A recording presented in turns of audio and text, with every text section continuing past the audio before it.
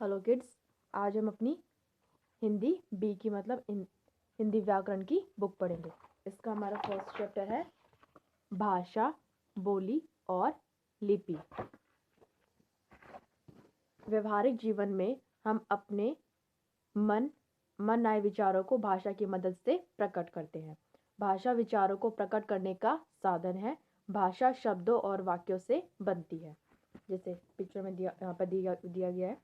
दो लड़के आपस में बात कर रहे हैं। लड़की गृह कार्य कर रही है। दादी जी अखबार पढ़ रही है। बच्चे टीवी देख रहे हैं।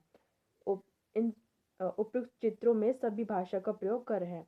इन जो पिक्चर्स में जब दिया गया है, ये सब क्या कर रहे हैं? भाषा का प्रयोग कर रहे हैं। बोल सुनकर या लिख पढ़कर अपने मन की बात, विचार या भाव एक दूसरे को बताना भाषा कहलाता है। जो भी हम जैसे जिसको हम बोल रहे हैं, किसी और की बात सुन रहे हैं, लिख कर या पढ़कर हम कोई बात अपनी बात किसी को बता रहे हैं, तो उसे हम क्या कहते हैं? एक दूसरे को बताना। जैसे कोई बात आप दूसरे को बता रहे हैं, लिख के भेज रहे हैं, वो उसे हम क्या कहते हैं? भाषा। वो क्या कहलाता है? भाषा।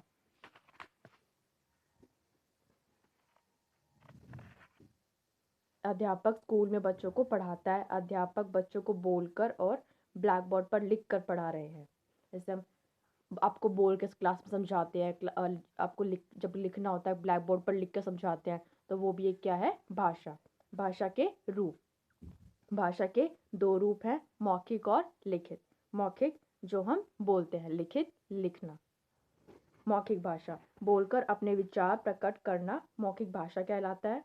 जैसे भाषण देना, गाना गाना, पढ़ना आदि मौखिक भाषा के रूप हैं। लिखित भाषा लिखकर अपनी बातें दूसरों तक पहुंचाना लिखित भाषा कहलाता है।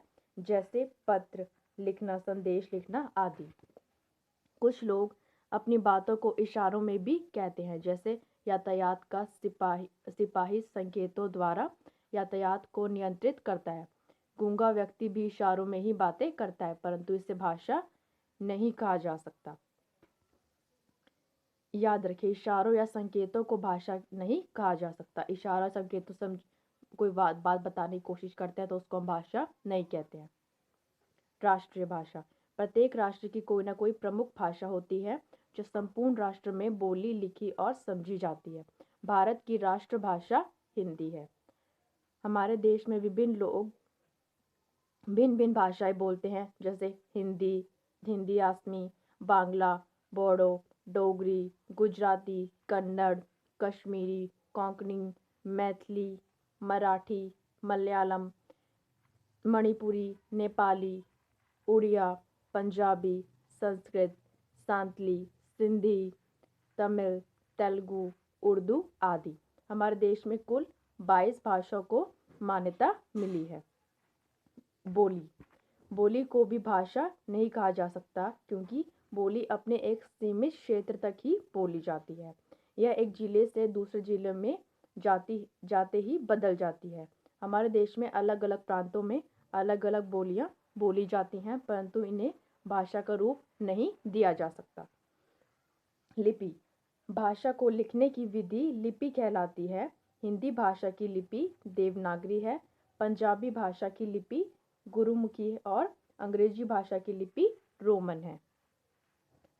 व्याकरण में परिभाषा व्याकरण हमें भाषा को शुद्ध बोलना, लिखना, पढ़ना सिखाता है।